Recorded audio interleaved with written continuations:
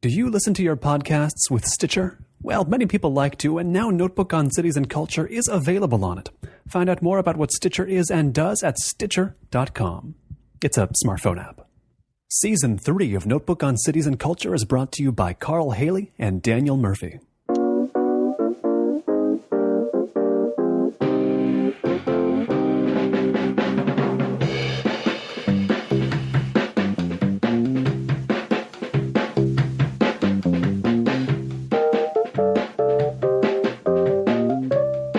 Talking with another foreign resident here in Japan, mentioning I was going to have you on the show, and this person was then brought up your skills with the Japanese language, and as a translator you'd have to have them. And I was wondering, it's something I've heard from foreigners here in Japan. They say, you know 200 words of Japanese and you'll get the, jozu, from the locals. They'll praise you. But if you know 200,000 words, then they start getting a little suspicious of why you do. Is that true?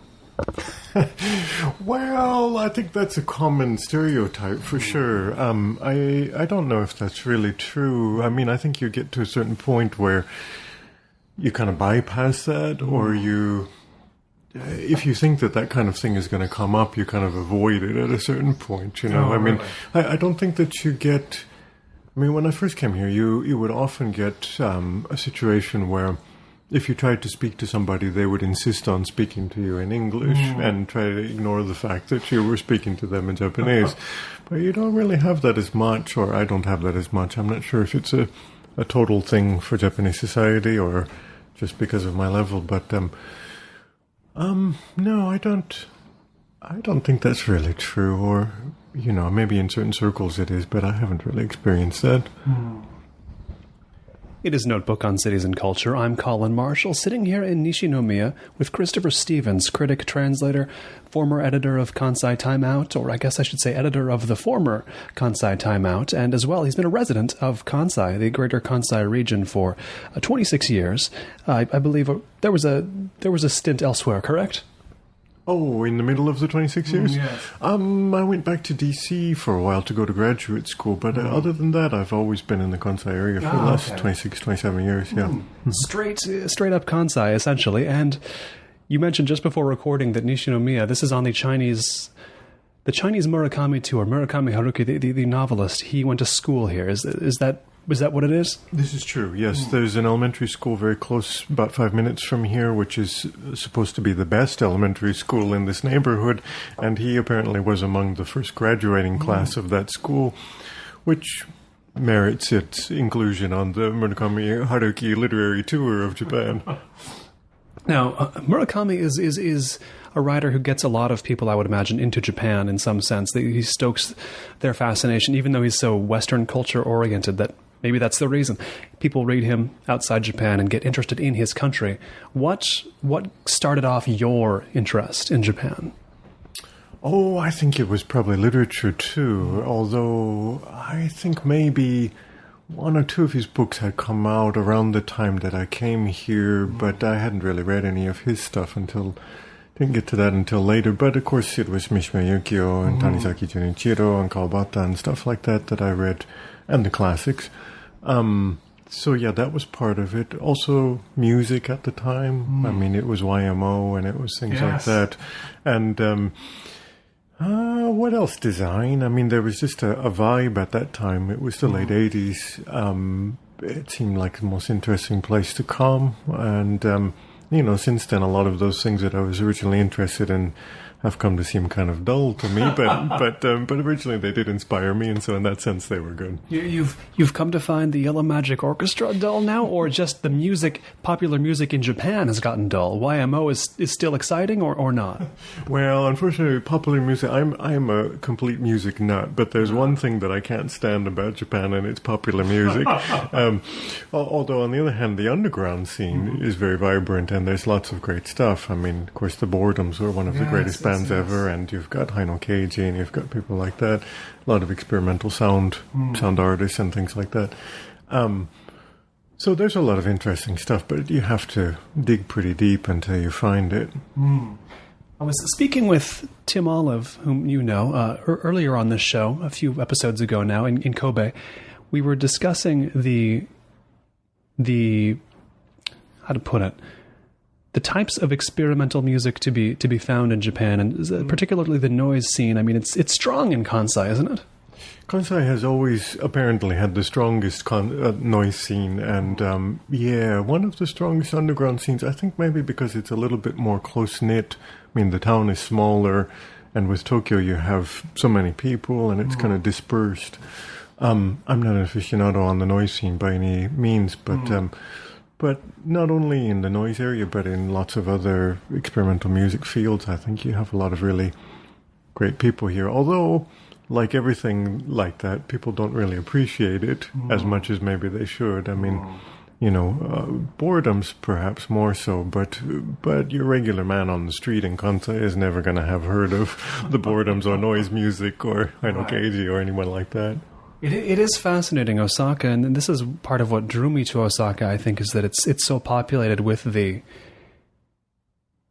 people who want to eat a lot of good food and make a lot of money. That's the stereotype, isn't it? It is. They're everywhere, and they're just working hard and partying hard, drinking hard, going to one of these. Osaka seems like it's made of 200 square foot bars. It's just, that's all.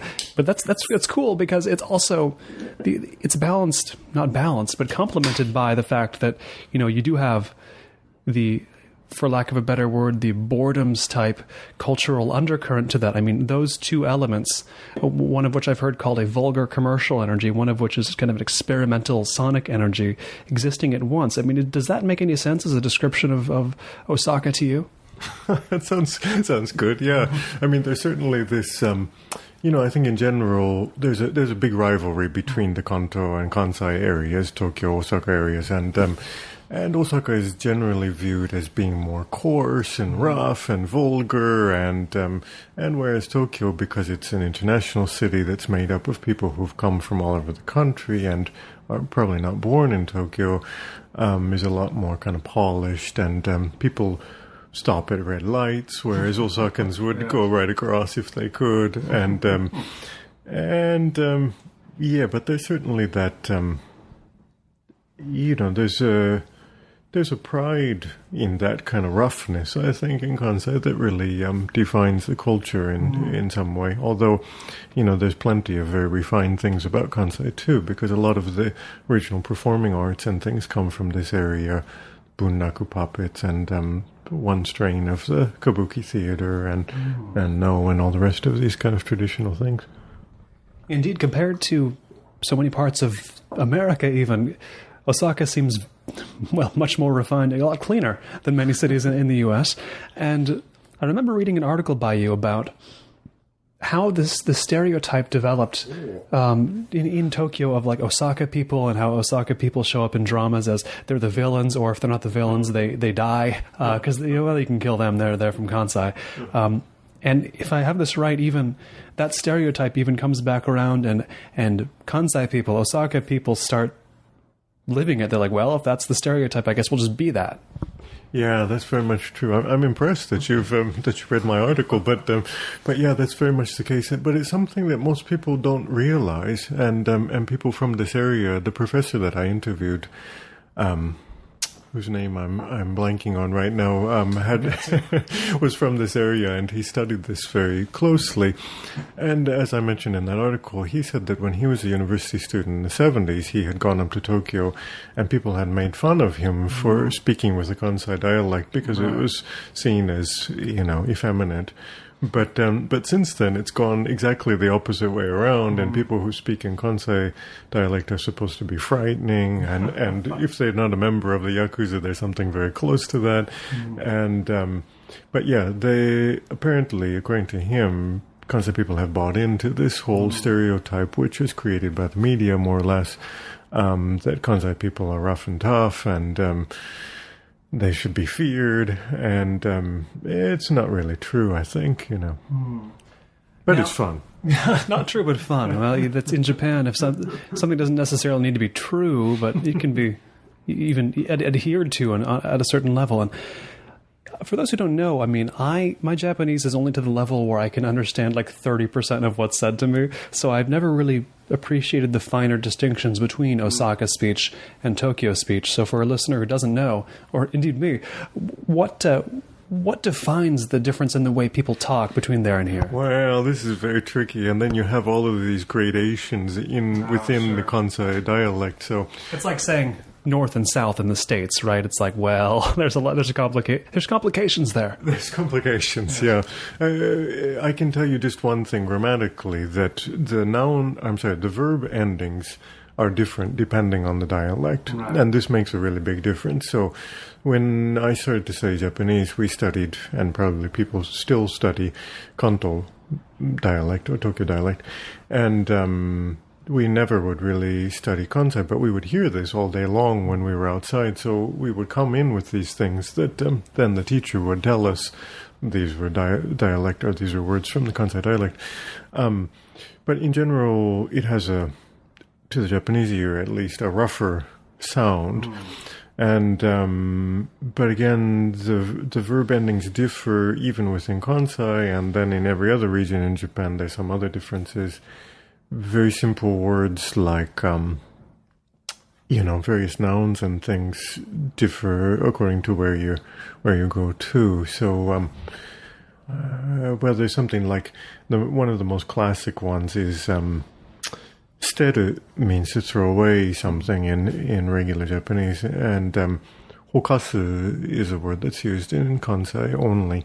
And then there's things like in the Kobe area, I came here and I heard from other people, aragomi was the word that was used for metal, non-burnable garbage, which is thrown out on a particular day of the week. But I never realized that it was part of the Kobe dialect until I met somebody from Osaka who couldn't understand what I was saying. Wow. So even within this very small, it's only 30 kilos from here to there, right. But there's quite a big difference. And yeah, you don't get that in the States, where there are words people don't use. Mm-hmm. To like one town over, essentially. Yeah, what do you think is behind that in Japanese? How can the language be that different from city to city here? Japan gets thought of as a small country. Maybe it's not as small as it would like to think it is, but what's going on with the fact? Is it just because there's such a long history of Japanese being spoken in Japan? What do we know about that? What's knowable? Well, I think it's that originally you had all these little fiefdoms, clans, domains, and different things all around the country, and that there were, as you say, it's a very old country, so you have this historical linguistic basis in each of these areas that has maintained over all of these years, hundreds of years, and it's changed, of course, and certainly with TV and things like that, it's gotten to be much more standard and mixed up because people don't know what is their local dialect and what isn't anymore in a lot of cases. But I think it is rooted in the fact that there were all of these different groups of people that were spread throughout the country at some time in Japanese history. You mentioned that the literature got you into Japan in the first place, but when you began your study of the Japanese language, was there the sense that you were doing it because you wanted to read Tanizaki in the original?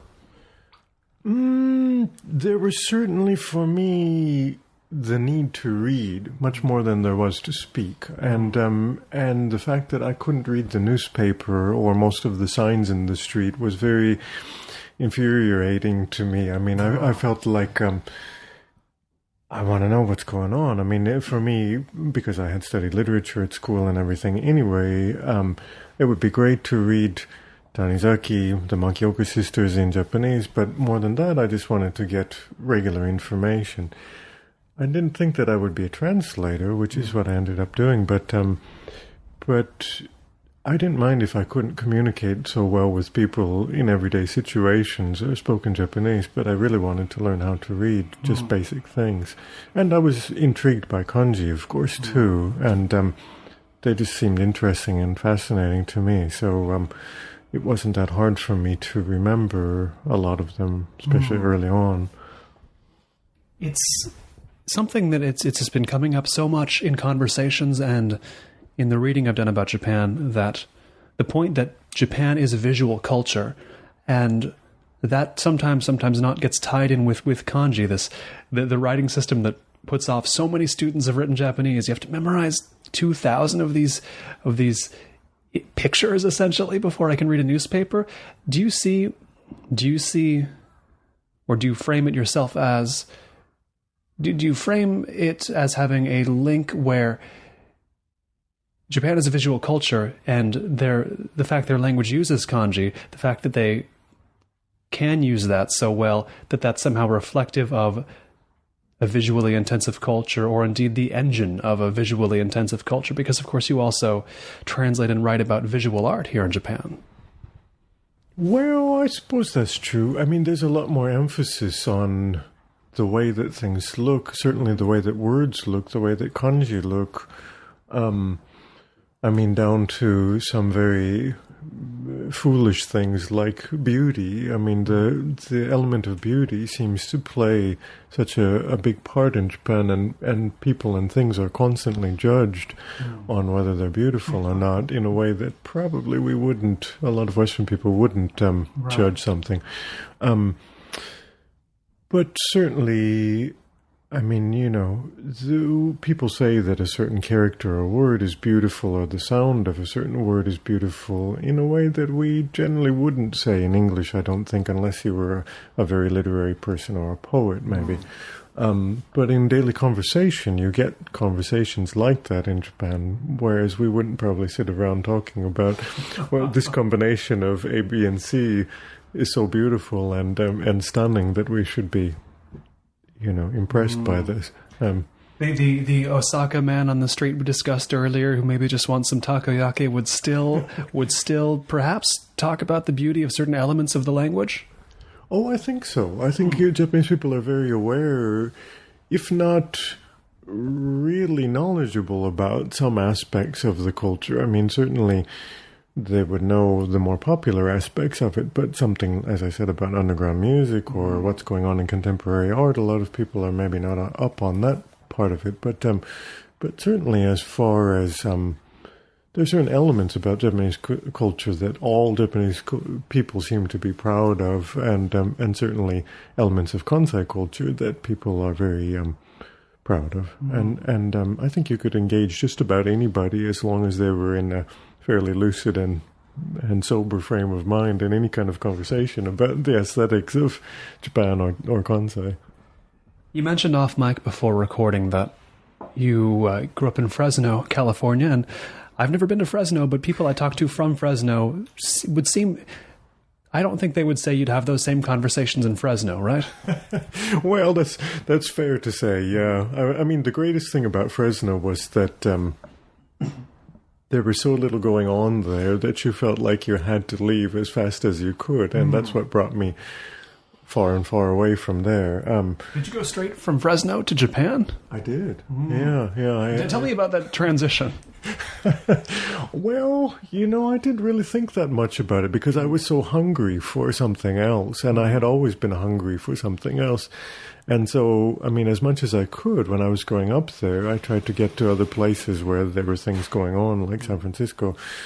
But I was just very happy to get away from there. And I'm sure it's changed, and maybe it's even better than it used to be. I'm not sure, but I would never go back there again. And have you set foot in Fresno again since relocating? I have, but it's been a long time because I don't have anybody there anymore. Almost everybody like me has moved on, and my family has also left there, so there's really no reason for me to go back. But occasionally I'll hear something. In fact, last year, a friend of a friend who lives nearby is friends with the band Wilco. And Wilco came, and we went to see him, and we met him and went out with him. And where do you take Wilco in a place like this? We took Wilco to a psychedelic 60s rock bar in a basement in Osaka. But, one of 400 psychedelic 60s rock bars in Osaka in basements, but probably the best, right? Well, if not the best, certainly much better than you could ever find in any other country, because you have to understand something about Japan, that when people specialize in a certain area, no matter what it is, they specialize in it. So I've heard. And they have everything that's accessible and plenty that isn't accessible to most human beings in their bar there, and they're more than happy to share it with you usually. But when I met Nels Klein, the guitar player from Wilco, the first thing he said to me, "I saw the book." And I said, "The book?"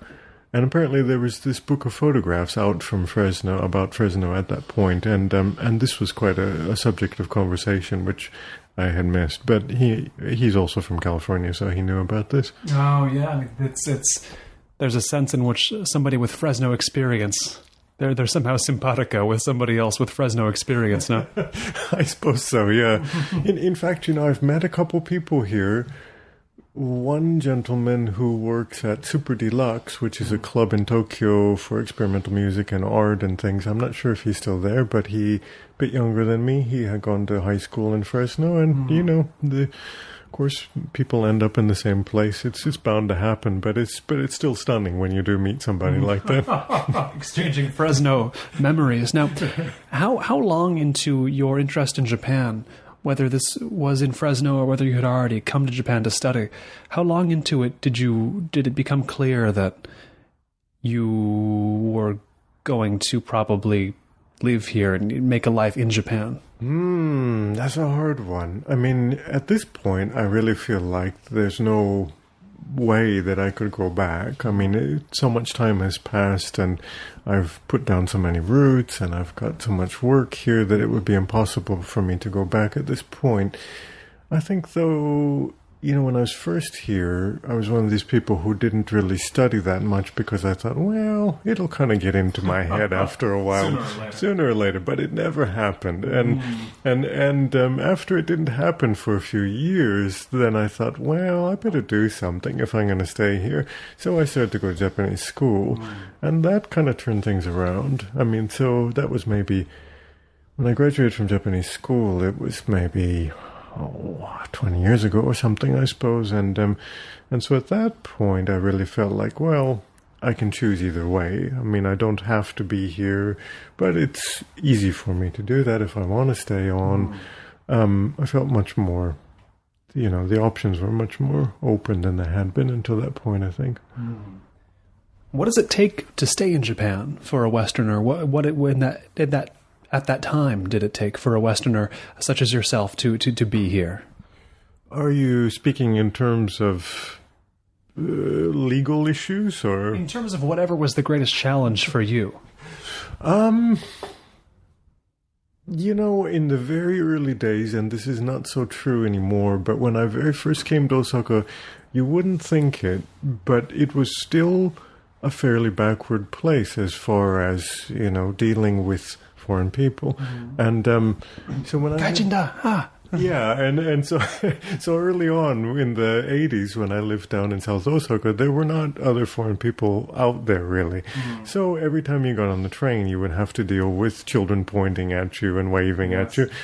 They didn't mean you any harm, but it could be tiring sometimes. Right, they don't do that anymore, it seems, on the train. I don't know whether to be disappointed or relieved. I feel relieved, but I noticed the little girls under 4 do stare, because I think they know they can get away with it.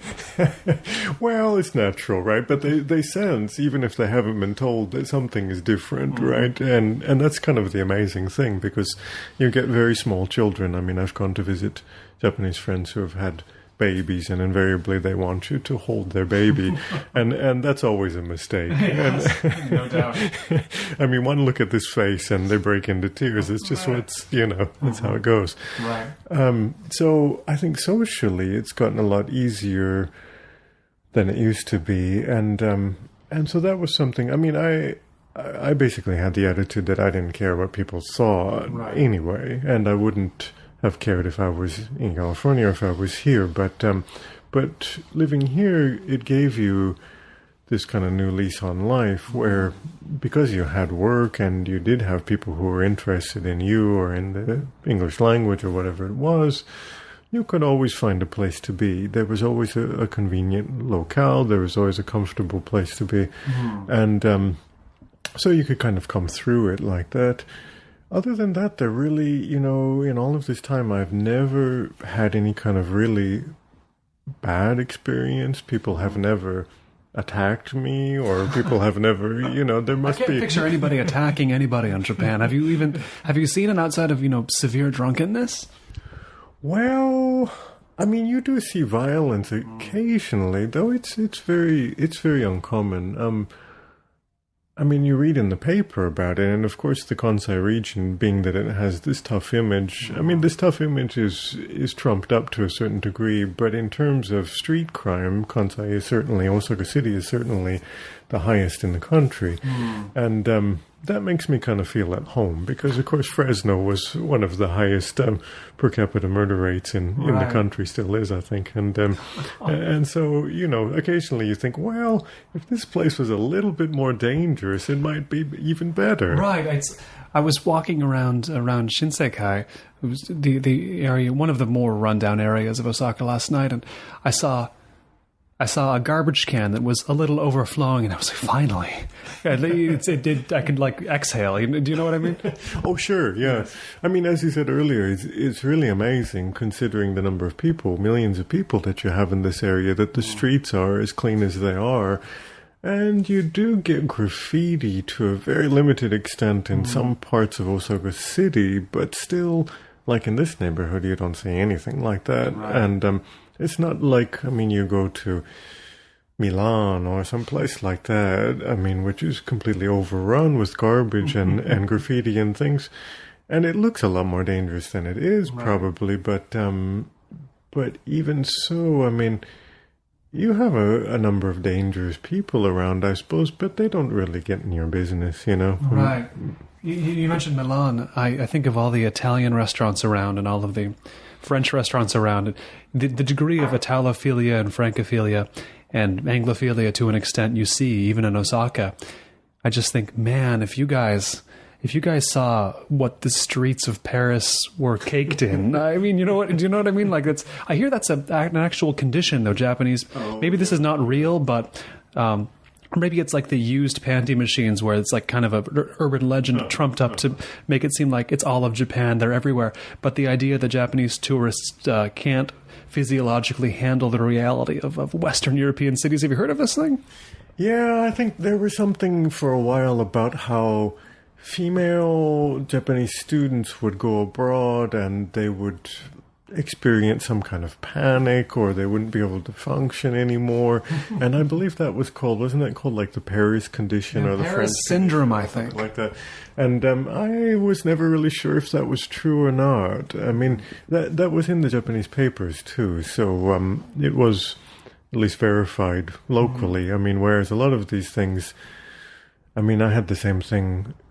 I still have whenever I go back. There's some kind of rumor about some strange behavior that's going on in Japan.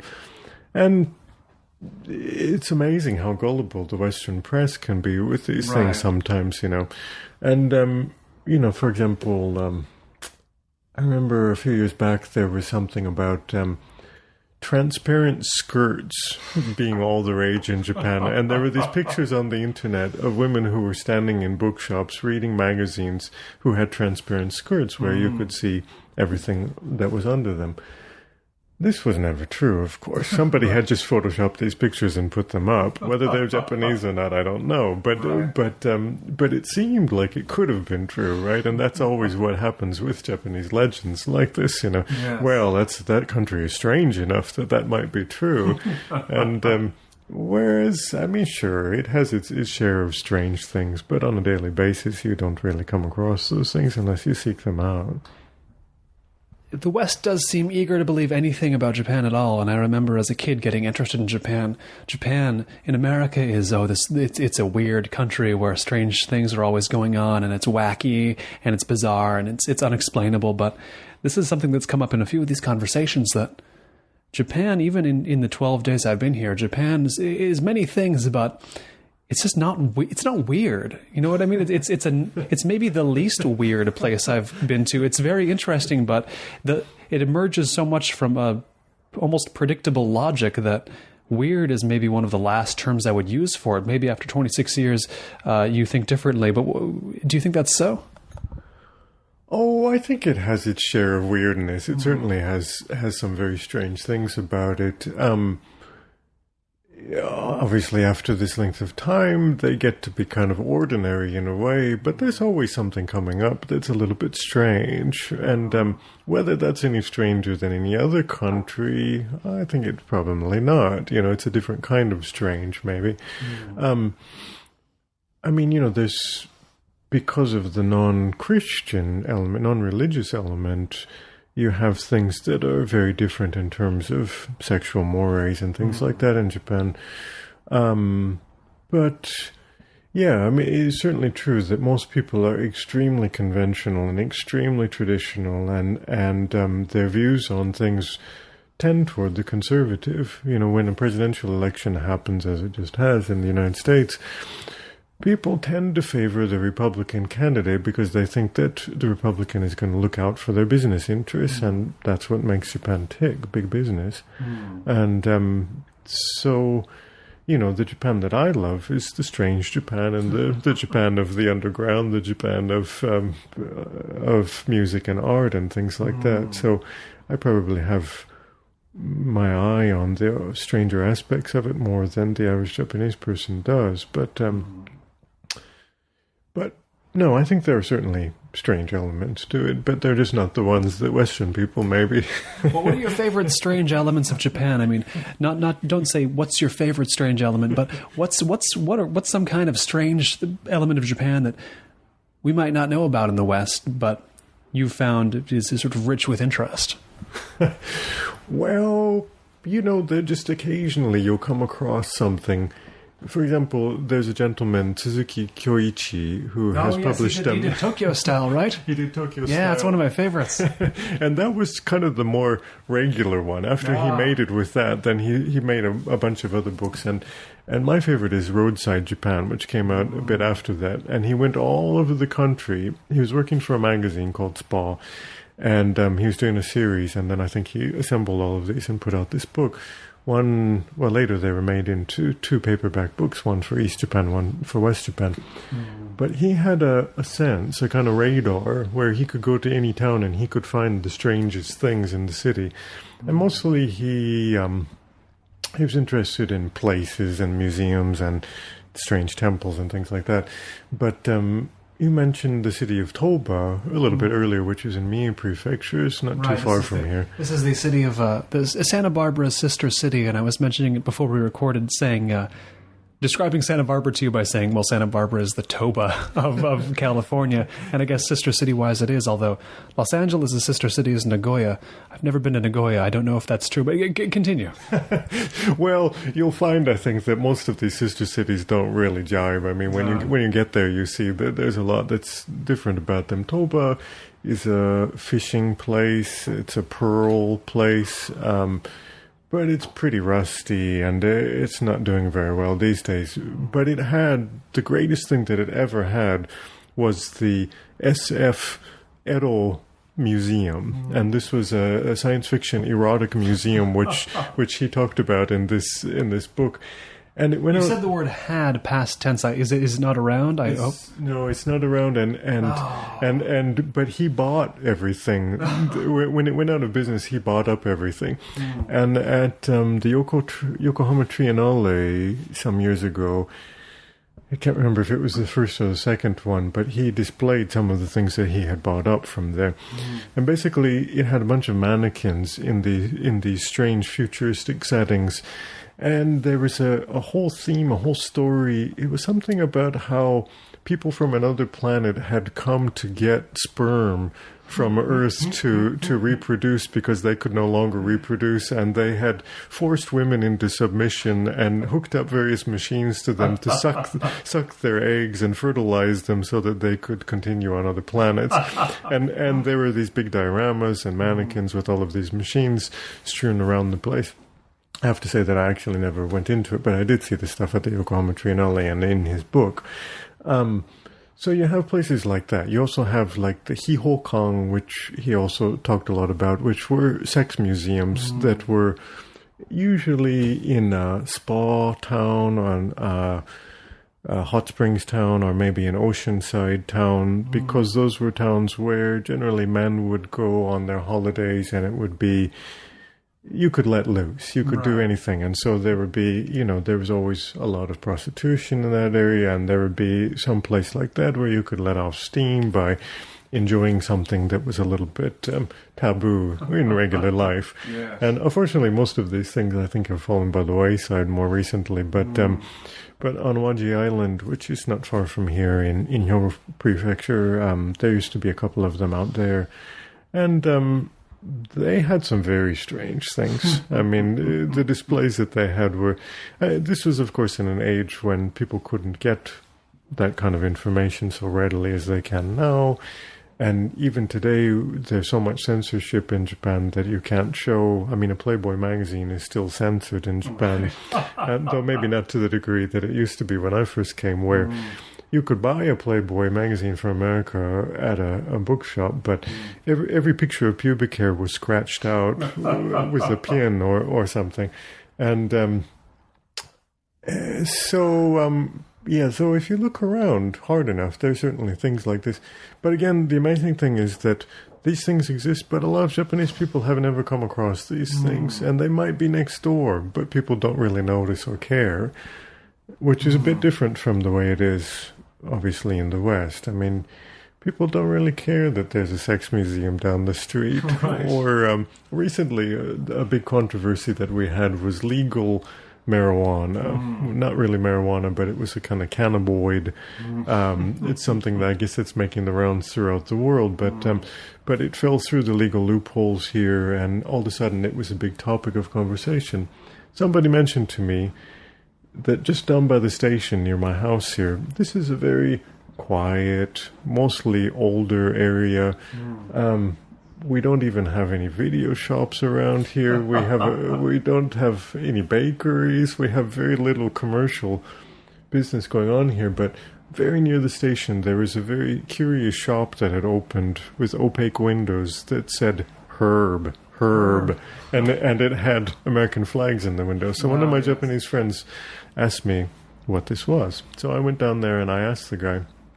And sure enough, this was some of this legal herb that was making the rounds. Since then, a law has been enacted, of course, to stop people from buying this. But occasionally you get something like that. I mean, magic mushrooms were a big thing a few years back.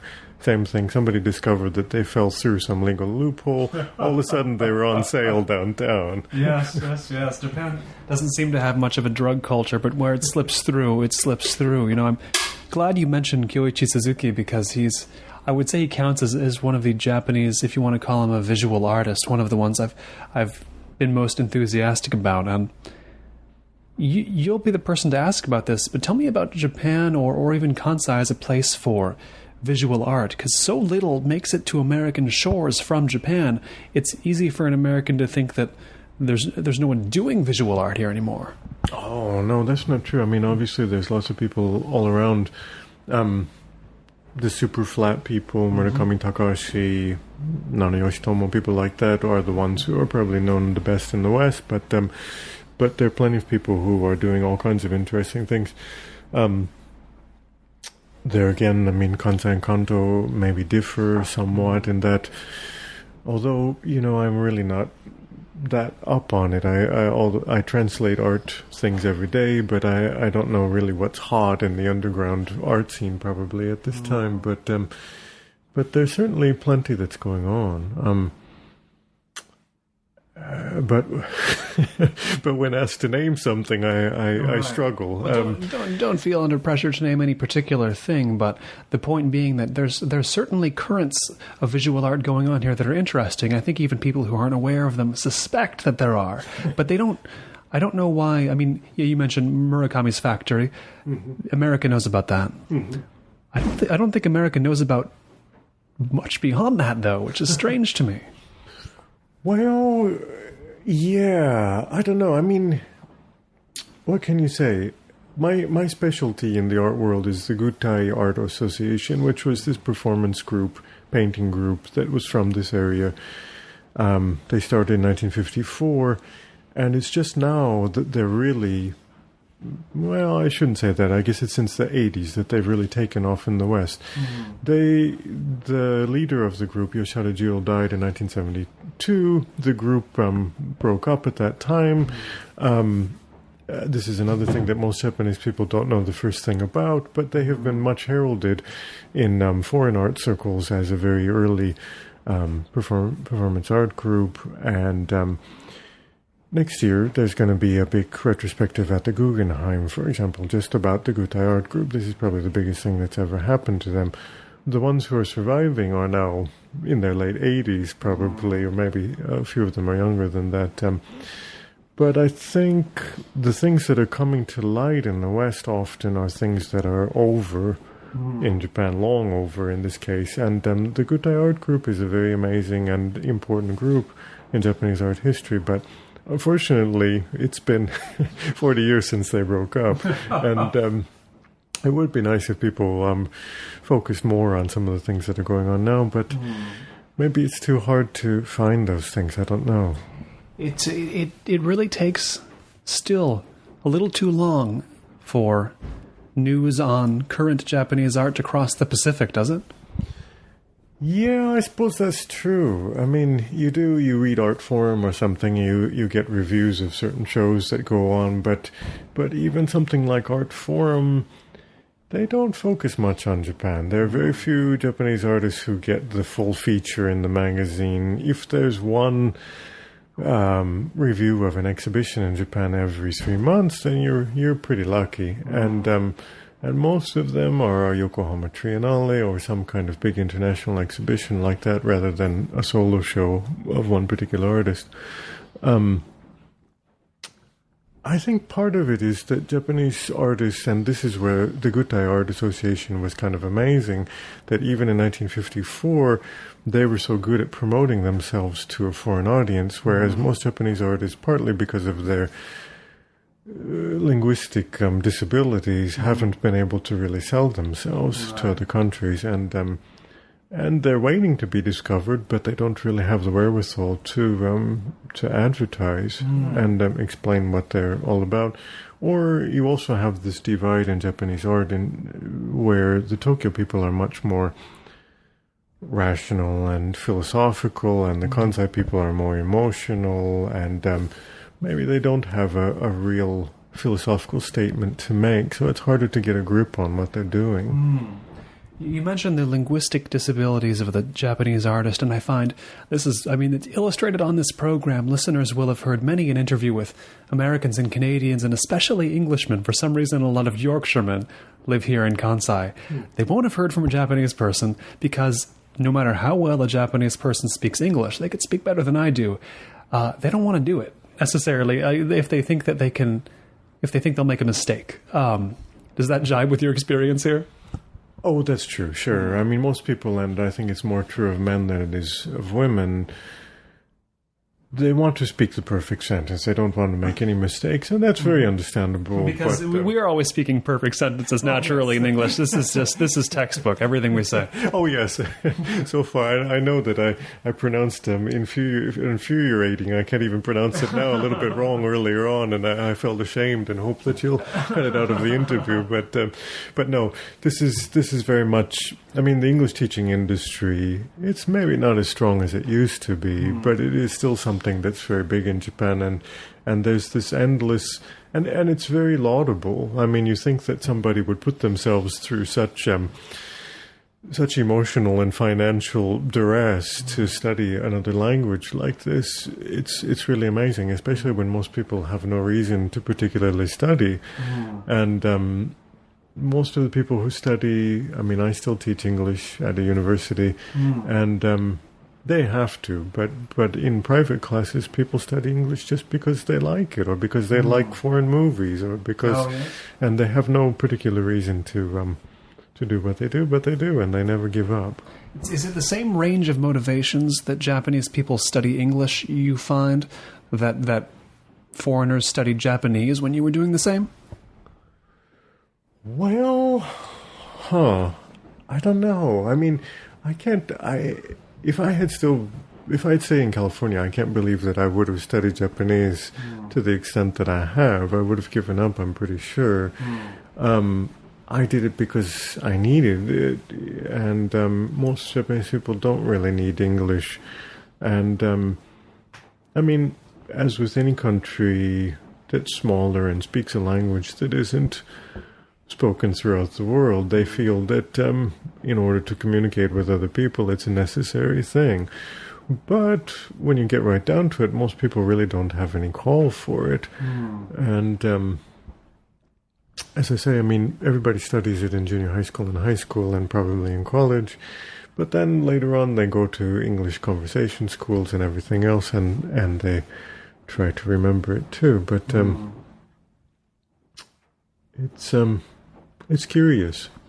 The general idea I keep hearing about the Japanese level of English skill is that they study it so long, and then they have to study it in school, and they often do extra, like you've said, but then they still can't speak it unless they live abroad.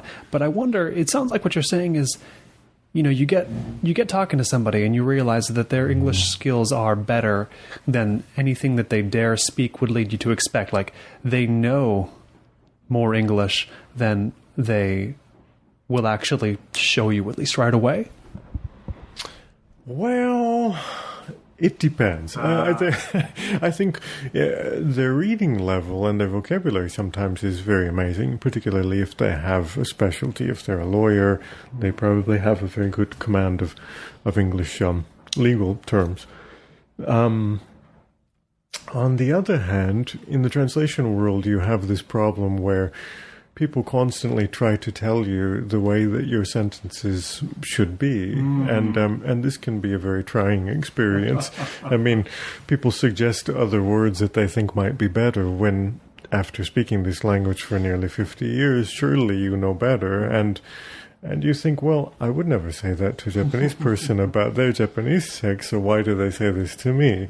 Right. But they feel, and maybe this is what you were asking earlier about whether, even though you've gotten up to a certain level of Japanese, they do not want to admit that you really have by asking you questions that seem completely meaningless.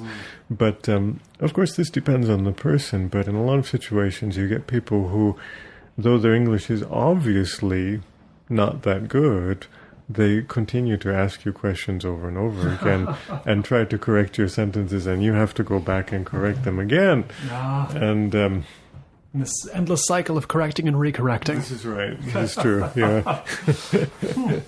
Now, I've come to Kansai too late to enjoy Kansai Time Out, the magazine you edited, but what am I missing? Well, you know, the thing is just a very basic function that we used to provide so much information about what you could do on a daily basis in this area, and you just can't get that anymore. I mean, a lot of the Japanese magazines that provided that kind of thing have also gone under, but even there used to be 2 or 3 of them that were going at the same time that we were going, but even when they were going, they didn't really have the depth that we had. I mean, there again, being that, as I've already mentioned, the underground so much, we specialized in every kind of information, particularly the stuff that people wouldn't have known about otherwise. And we had information about festivals. There were always festivals going on every day of the year at any number of temples or shrines all around the area. We would have all of that information. We had all of the concert information at any number of very small venues, and there are tons of those, and they're always changing. So when I meet somebody now, people always ask me, well, aren't you going to do it again? Or where can I go to get this information?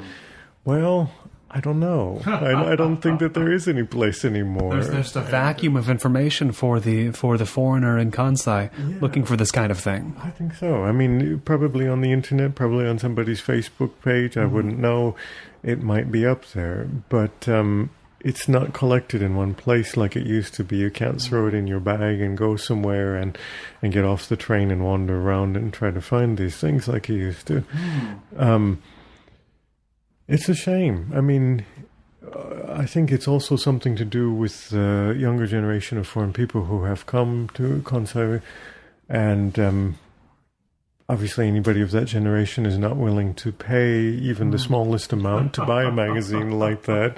Kansai Time Out existed for 30-some years. It was the longest-running monthly English magazine in all of Japan. Tokyo could never compare because it was such a large area that they couldn't cover it as well as we could. They had a number of different magazines. They still do, probably. And we were always independent. We could always write whatever we wanted to. We would write political things. We would write social analysis of things. But we always basically made the magazine out of a love of the country, and we tried to share that with anybody who was willing to read. So it's a shame, it really is. But I have to say personally that it was kind of a relief too, because yeah, those always go hand in hand, don't they? Shame and relief. They do. I mean, to make a monthly magazine, I worked for 11 years, I think, or 12 years, and the last few years I was the editor of the magazine. You can't go anywhere. I mean, you always have to be here. You have a deadline every month. You have to meet it. You have to fill whatever number of pages it was. I think in the early days we were 80-some pages, later 70-some pages. It's a lot of pages. And especially when the ads are not coming in, you really have to start filling up the pages. But it's something I'm very proud of, and people still ask about it, thankfully. But I don't have any answer. You mentioned the foreign consumer being unwilling to pay any amount for a magazine, and it's fascinating because the print culture here in Japan and the magazine culture seems, at least in terms of Japanese language materials, to be fascinatingly robust. Do you know what I mean? Oh yeah, I think there's always, amazingly, there's still new magazines that come out. Right. But for Japanese people, like this is like Japan only almost. Oh yeah, I mean these are Japanese language magazines, of course, but when you go to a bookstore and you see the range of magazines that they have, it's amazing. I mean the number of music magazines or architecture magazines or literary magazines or whatever. There are a lot of magazines who have gone under, just like they have in the West. You read stuff about that in the paper all the time too, but I think that print culture is still pretty well supported. Now, what will happen in the future? Because obviously people are not taking newspapers as much as they used to in this country. I mean, we had 4 daily newspapers, most of which had a morning and an evening edition for many, many years. Right. They still pretend that everything is okay. You don't There's get the a word sense. for that attitude in Japan, isn't there? Pretending that things are acting like things are fine when in reality the alarm should be sounding. There's an actual word, right? If anybody knows, you'll know this. Oh no! Don't put me on the spot like this. But I mean, you don't have to. Don't think you need to say the word. But there is a term for like that very thing. Like that's widespread enough in Japan, be it in corporations or government or industries, that there's a concept, like the sense that act like it's going to be fine when in reality things are not fine. Oh yeah. I think that's certainly true. I mean, I've talked to people, reporters at various newspapers, who say that the companies are really still not thinking about the internet. And you think at this point, if you're not thinking about the internet, what are you thinking about? Right. And I still take a paper, but I'm a little bit older. But at the university, when I talk to kids, none of them take papers anymore. Their parents might, but they don't. And they see that as a waste of money, and most of them are not interested in reading the paper in the first place. Now, a lot of us have had the green thing drilled into us, where it's you feel guilty about possessing a stack of paper, and even maybe this is mostly America, but it's like, oh no, I have paper in my hand. How many trees did I kill? You know what I mean? Well, I guess that's true. That's less so here. I mean, recycling is certainly an issue, and I think it's come a long way in the time that I've been here. But I don't think that people feel guilty about it so much. I mean, they certainly feel it's more convenient to have a Kindle or a iPad or something like that, because you can read it in the train and you can carry all this stuff around. But no, I don't get the sense that there's any kind of guilt about it. There aren't that many trees anyway. They come from some other country. We don't care about that. Yes, that doesn't come from Japan. No. No, but still, though, I mean, the number of people who do read is quite amazing. I mean, they might be reading manga, but they're still reading. And they might be reading on their phone, but they're still reading. And on the train, I mean, you see people that obviously read the newspaper and everything. And there again, it depends on what generation you're dealing with, but some people are very up on what's going on. You do see a great many Japanese people reading, and I mean, I wonder, and you've been doing translations so long, I wonder, is the Japanese language interesting to you in the same way now as it was when you began your study of it? It's interesting in that you always find new things about it, and you always feel very, very gradually that you're learning something more and that you're getting a little bit better at it. Where is the frontier at this point for you? I mean, Japanese seems complex enough that a Japanese person could be studying it their whole lives and still not know everything there is to know. So where's the new stuff for you in Japanese? Well, I don't even think, I mean, there's so much that I have to do. When I became a translator, I thought, okay, I'll be able to learn all these new words and things. You don't have the time to learn new words. You have 2 or 3 days. You have to pump out these translations. It's an endless process. You learn things. It's interesting. I love art. It's a great job for me. But you don't really have time to savor the language as much as you might like. But you do develop a sense about what makes a good Japanese sentence, why this person is a better writer than another one might be. I mean, professionally, in terms of translation, I think the frontier is obviously moving on to something else, which might be a novel, which might be, I mean, I've done a lot of books about art and architecture. But I'm always looking for something a little bit different. I'm not actively pursuing it, but I'm always ready for something to come along. I mean, part of it is obviously publishing something outside of Japan, which has already happened. I've done some stuff for MoMA, for the Guggenheim, some other countries, Belgium, Switzerland, Korea.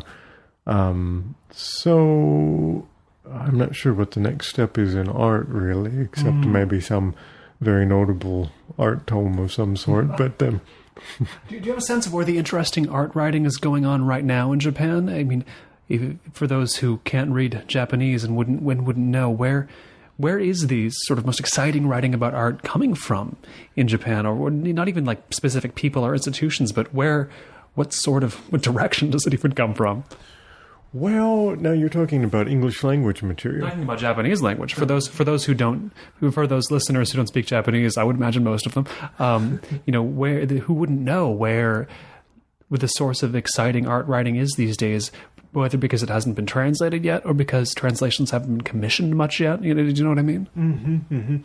Well, it's hard to find that. I mean, I've done a lot of historical translation lately about the art scene in the 50s and 60s in Japan, and you come to find that the critics of that era, Tono Yoshiaki and some of these people who are very respected today, were really pretty amazing, because you don't have a figure like that in art at the moment. And at that time, there was this intermedia movement where performance art and music, I mean, John Cage had come to Japan in 1962 and triggered all of these things. And visual arts and all of these things kind of came together, and there was this amazing outpouring, like there was in a lot of other countries in the 60s, with Yoko Tadanori was friends with Mishima Yukio and friends with Shibusawa Tatsuhiko and Hijikata Tatsumi, and it was all going on in every field and everybody was linked. You don't really have that now, and it's much more, probably as it is in every place, broken up, dispersed, and so it's hard to know, really. I mean, there are obviously curators that are interesting, but few and far between, I guess. Is there a sense of here waiting for another fascinating movement or critic to emerge, or that those days are over and it's going to be more dispersed now, and it's sort of each goes to their own thing? There's whatever movement you make as the beholder. Well, yeah, I think it probably is pretty dispersed. I mean, I think now, I have to say that I work mainly for museums, because that's where the money is and that's where I get the jobs from. And to a limited, degree, galleries. But I think there's very much a feeling among younger artists that museums are the enemy, or maybe that's always the case, you know. They are big and old. That's right, they're old, and it's hard to get into them, and that's very understandable.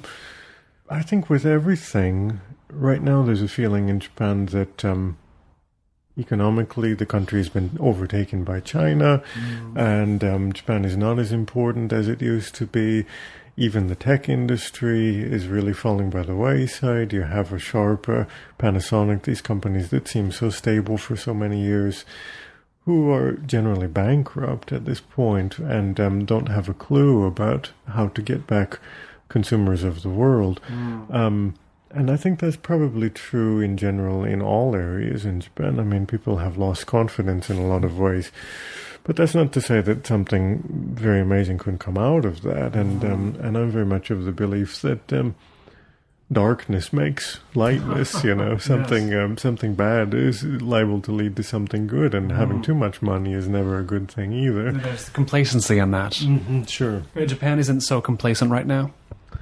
Well, I'm not sure if it's snapped out of its complacency yet, but there's certainly dark cloud hanging over. I mean, we had the earthquake and things like that too. So there's it's just a general feeling of it's dismal and it's dark and things. I mean, I don't feel that on a personal level, but certainly you meet people who have that feeling. Where does your eye or ear go to look for what interesting stuff, broadly speaking, might come out of that?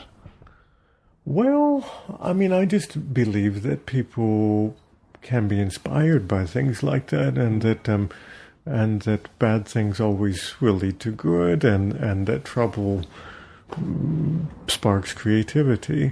I mean, I can't tell you a particular thing or put my finger on it exactly, but that's just basically my belief, I think. And I mean, I'm sure it's out there already, but I just don't maybe know what it is. And because there's so many different scenes and things that are going on. But, yes. I've been speaking on this rainy day in Nishinomiya with Christopher Stevens, translator, critic, writer, teacher, former editor of the former Kansai Time Out. Christopher, thank you so much. Well, thank you.